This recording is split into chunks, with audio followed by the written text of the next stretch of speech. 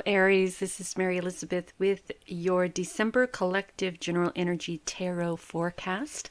I hope this reading finds you happy. Well, I hope you had an amazing November and ready for the energy of December. So we are, of course, using the Energy Oracle for the energy of the month of December. Thank you so much for turning up and tuning in, for liking, subscribing, commenting, hitting the notification button, and sharing. Everything you do here helps this channel grow and is greatly, greatly, greatly, greatly appreciated. So we have the Goddess of the Moon, talks about connecting to your divine goddess within, your intuition. We have the first chakra archangel, Michael, which talks about taking back your power, standing in your own authority, making your own decisions, calling upon Archangel Michael when you feel as if you were unable to stand in a place of authority or power. And then we have Woman Holding Heart. And I kind of feel with Woman Holding Heart, it's a transition, a transformation of not feeling that you have the power to stand in your own power. Woman Holding Heart is a transformation, a transition, an ascension to from insecurity, from doubt, from lack of purpose, to self-love, to nurturing, to patience, to protection, being receptive to all of that. So we're talking about tapping into one's intuition, calling upon Archangel Michael when you feel that you were unable to step into this self-love, nurturing, patient mindset, using your intuition and calling on the power of Archangel Michael when you feel powerless against the rest of the world, or even against those who may be rooting against you. This is stepping into a divine higher power and using your intuition and connecting with your angels and guides and ancestors and the divine goddess within. Look at me. I'm rearranging things as I'm reading here. So that is the overall energy for the month of December. So let's see what the rest of the month has in store. All right, so we have, this makes perfect sense. Changing the way you think, changing your victimhood mentality, Aries. This is you, again, we have the moon. So following your intuition, listening to yourself, really listening to your thoughts. Do your thoughts serve a purpose, or is it just noise that puts you in a victimhood mentality, a trapped state of not understanding or not receiving? Right? So this is changing that mindset from this victimhood trapped mentality to a place or a mindset of nurturing, to a mindset of protection, right? So I know for a lot of us, it is very, very, very difficult to get the little voices out of our head. And it's very, very difficult to differentiate the voices from spirit, source, God, angels, ancestors, and the voices like ego that tell us that we're no good and that it'll never happen and to don't even try, right? It's very difficult for us to differentiate between the two. So perhaps the next time you start hearing these voices that are telling you you're unworthy, or you're insecure, or it's not going to happen, or it's never going to happen, perhaps take a step back and ask yourself, is this me being my own worst enemy? Because it certainly isn't spirit. It certainly isn't source. It certainly isn't God. It certainly isn't your ancestors or your angels, right?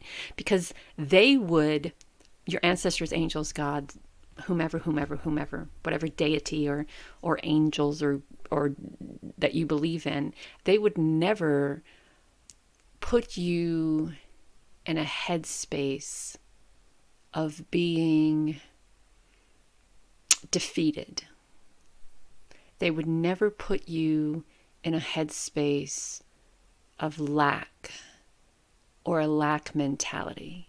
They would never put you in a headspace to where you feel like you don't bring anything to the table. So you change the way you think, you change the outcome of your life. You change the way you think, you change the outcome of things going on in your life.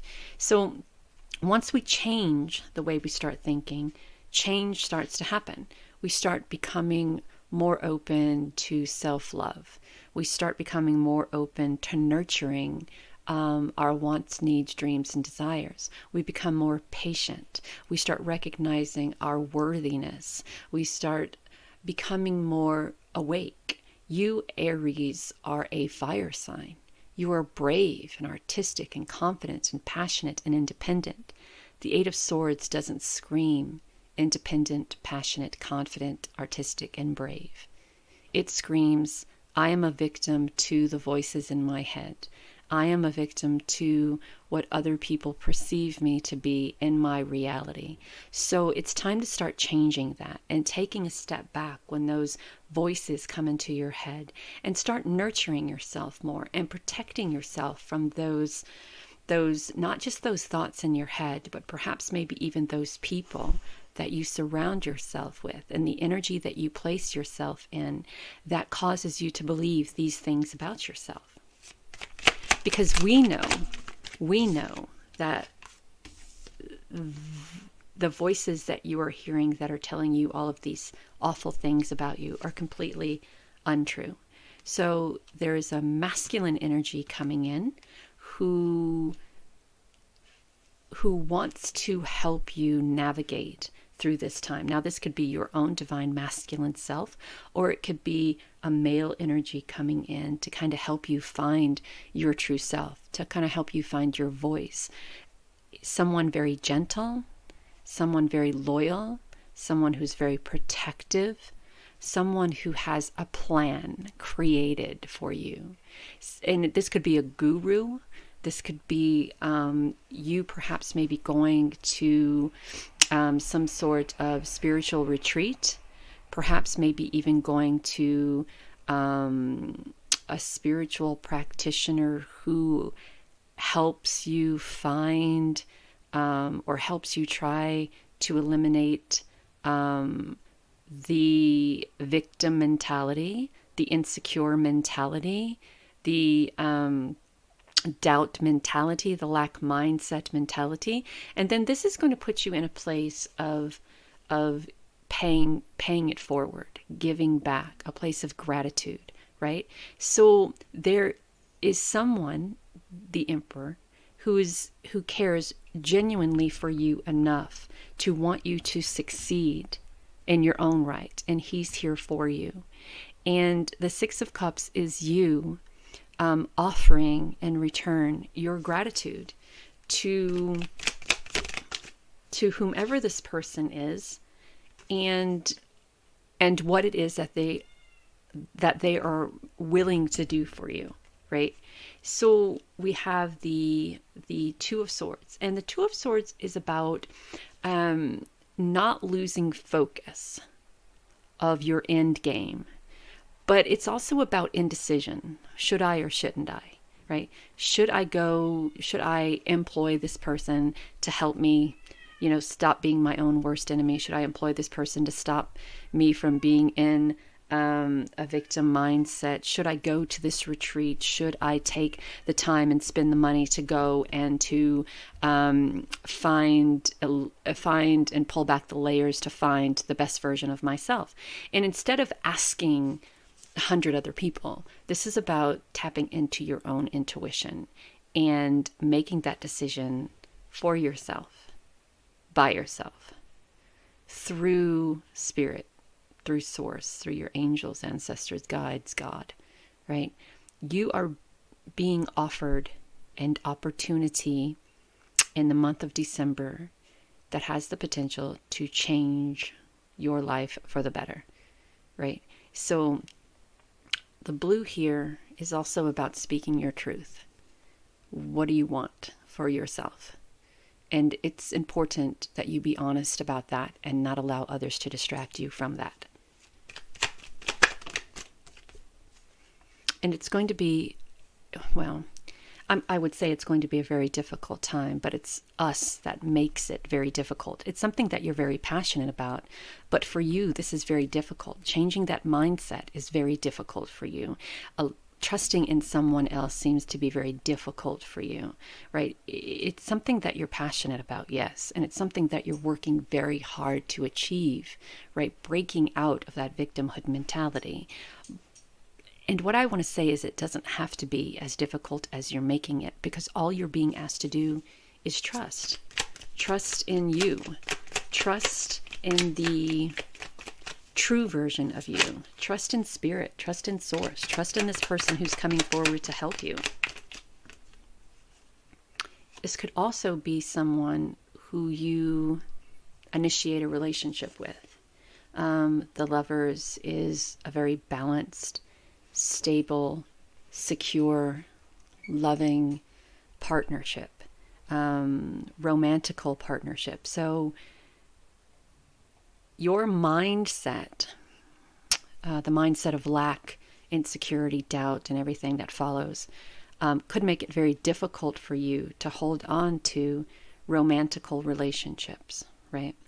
But if you are willing to give this person, people, opportunity a go, you may find yourself in a position of not just working on yourself, which is what the Eight of Pentacles is, but working on relationships in your life too. See, when we go to these spiritual retreats, it's not just working on the spiritual aspect of ourselves. It works on every aspect of ourselves. A little personal story. In 2018, I went to an ayahuasca retreat. And here, well, it was in California. I went to an ayahuasca retreat. And the whole purging thing, just releasing and letting go of all of that was holding me back, or all of that was keeping the version of me that I didn't like alive. You know, and it was one of the most amazing experiences I've ever had in my life. And if I could do it again, I'd do it again 100 times over, because it really showed me the version of myself that I am capable of being if I got the fuck out of my own way. And if you, Aries, got the fuck out of your own way, the relationships that you're working on between you and other people and you and self could be the most amazing relationships you've ever had.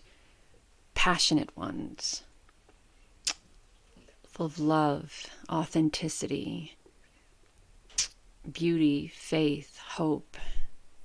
There's a transformation if you're willing to step into your own power and follow not just your intuition, but that divine light of spirit, offering you this help, bringing people to you that wants to help you.